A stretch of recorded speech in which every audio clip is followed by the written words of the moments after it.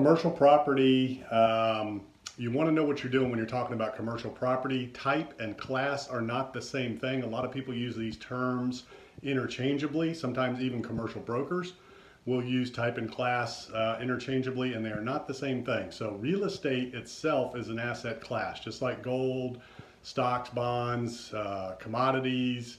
Real estate is an alternative asset class, and within real estate there are types of properties. And within the types of properties, there are subtypes and classes of properties.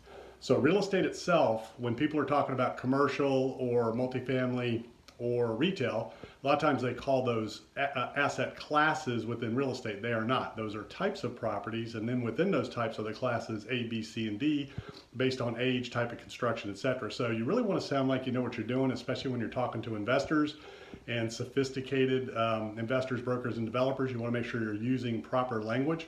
So remember, asset type and class are not the same thing. Properties are types, classes are the classes of the properties within the type. So within the alternative asset class of real estate, you have residential and you have commercial. Within commercial, you have the 6 types. Residential, you have residential multifamily, which is duplexes, triplexes, and quads.